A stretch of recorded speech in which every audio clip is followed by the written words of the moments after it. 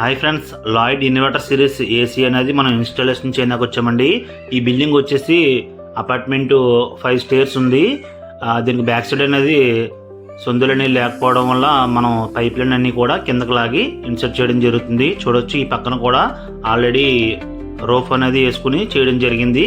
దీనికి మనం రోఫ్ ద్వారా దిగటానికి వీలు కుదరదు కాబట్టి వాటర్ ట్యాంక్ వచ్చింది. అందు గురించి మనం రోఫ్తో మనకు పైప్ లైన్ అన్ని కూడా ఎక్స్టెన్షన్ చేసి అవుట్డోర్ వచ్చేసి మన కింద అనేది ఫిట్ చేస్తున్నాము. దీనికి stand, total line pipe line అనేది మనం యూజ్ చేస్తున్నాము. మా యొక్క టీమ్ సపోర్ట్తో వర్క్ అనేది ఫినిష్ చేస్తున్నాము.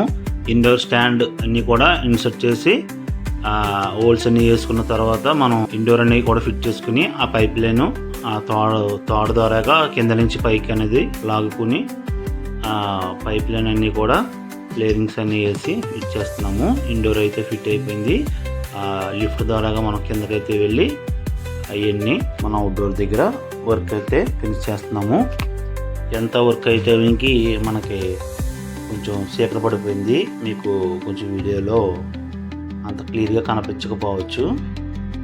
వర్క్ అయితే మనకి చాలా ఓవర్గా ఉంటుంది ఈ పని అయితే.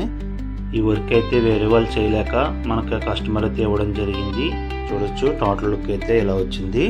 స్టాండు ఆ గోడ మించ్ అనేది మనం ఫిట్ చేసాము. ఆ పైప్ లైన్ అన్నీ కూడా చాలా పర్ఫెక్ట్గా ఇబ్బంది లేకుండా చేసాము.